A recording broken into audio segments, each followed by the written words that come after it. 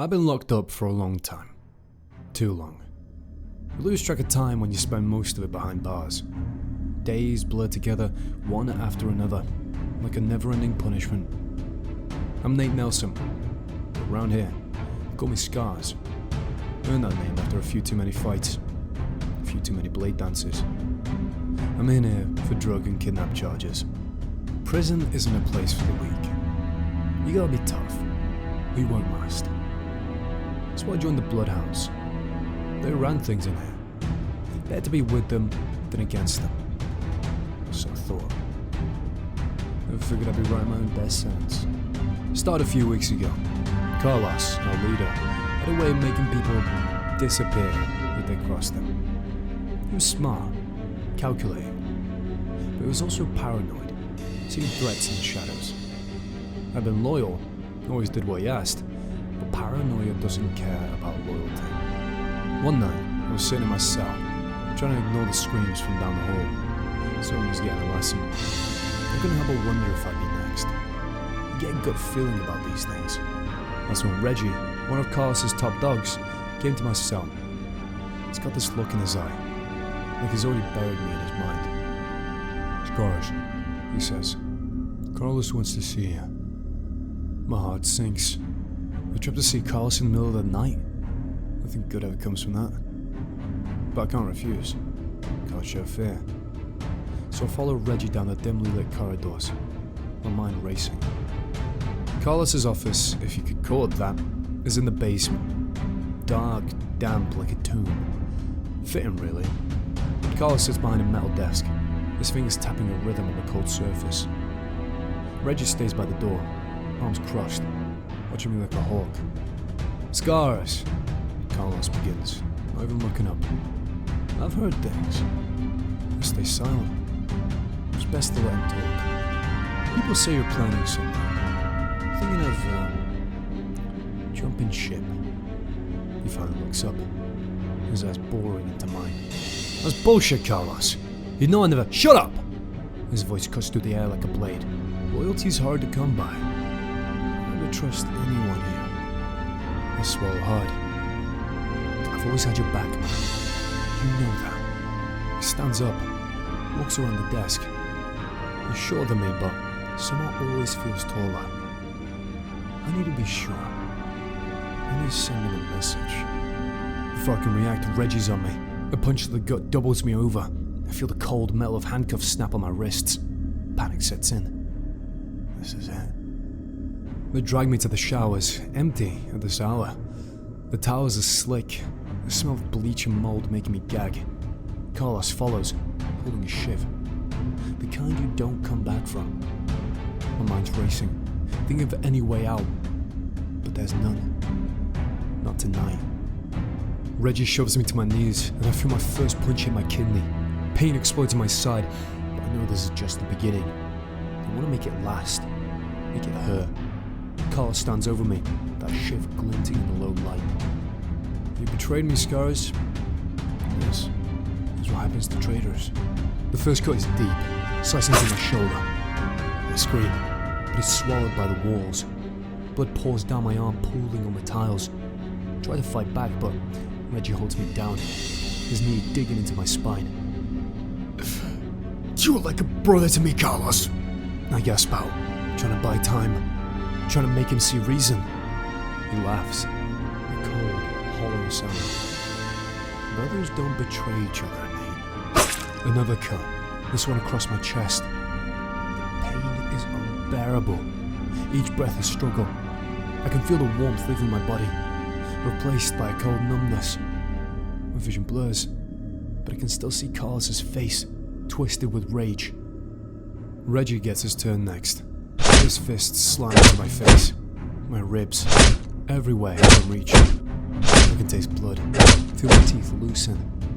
Each hit blurs the line between consciousness and the void. I know I won't last much longer. "Finish it," Carlos says, and Reggie steps back. Carlos kneels down, his face inches from mine. "Any last words, Scars?" My throat is raw, but I force the words out.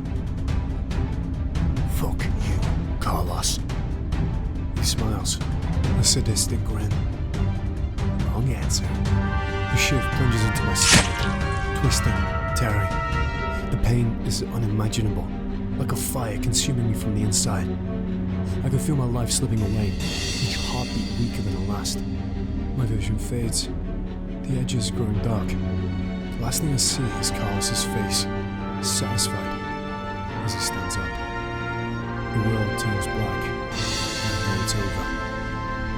I'm dying, right here, on these filthy tiles, betrayed by the ones I called family. And the darkness swallows me whole. That's how it ends. My life stuffed out in a cold, dirty prison, betrayed by the gang I thought would protect me. Death comes for us all, but I didn't think it would be like this. If there's anything left of me after this, maybe someone will find these words, know the truth. But for now, all that's left is the darkness. The minutes turn into hours, and my body lies motionless, a lifeless heap on the cold floor. The shower room is silent, except for the distant echo of dripping water. My blood mixes with the grimy puddles, stark contrast of red against the grey. I wonder in these final moments of consciousness how I ended up here. Was it worth it? The fights, the alliances, the sacrifices? Did any of it matter? My mind drifts back to the beginning, when I first joined the Bloodhounds. Camaraderie, a sense of belonging. It all seems so far away now. I remember my first job for Carlos. Adrenaline, fear, the rush of victory. We were family. At least, that's what I believed. But families don't do this to each other. Families don't rip each other apart. The pain is numbing now, a dull throb that pulses with each slowing heartbeat. I can't move, can't cry out. I'm trapped in this broken body, waiting for the end. The darkness is creeping closer, consuming the edges of my vision. I think about my mother, the last time I saw her before I got locked up. The disappointment in her eyes, the tears she tried to hide. If she could see me now, would she still cry? Or would she be relieved that this nightmare is finally over? The sound of footsteps echoes through the shower room. I can't see who's coming, but I know it's not to help me. The door creaks open, and I hear hushed whispers. They found me. I see the mess that Carlos and Reggie left behind. Jesus, what happened here? One of them says, his voice filled with shock. The one for the morgue, another replies, his tone resigned. I approach cautiously, as if my broken body might spring to life. Hands grip my shoulders and I'm lifted onto a stretcher. The world tilts and the tiles fade from view. I hear the clink of metal, the rustle of fabric. It's all distant, like a dream. They wheel me through the corridors, fluorescent lights blurring above. I catch glimpses of other inmates, their faces masks of indifference. There's just another day in this hellhole, just another body to clean up. As we pass the cells, I hear the whispers. They know what happened. The Bloodhounds who made their point. No one crosses Carlos and lives to tell about it. Fear keeps them in mind, just as it kept me. The stretcher stops, and I hear a door open. The morgue. Cold, sterile. The final destination for so many like me. They lift me onto a metal table, and I feel the chill seeping to my bones. My body is a shell, empty, devoid of the life that once pulsed through. And then a spark, a glimmer of light in the darkness.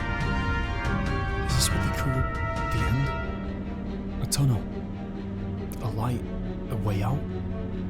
I reach for it, my last desperate grasp at life, but it slips through my fingers, fading into the abyss. But then I see him, the tall hooded figure in the distance, wrapped in a dark cloak, holding his hands together as if he's just waiting. A huge scythe floating near him, circling his body as he just keeps staring. Coming closer. Not falling back, he's just there, watching. This is it. The end. No more pain. No more betrayal. Just the silence. The darkness. The nothingness. My last breath leaves my body. A final surrender to the inevitable. I'm gone.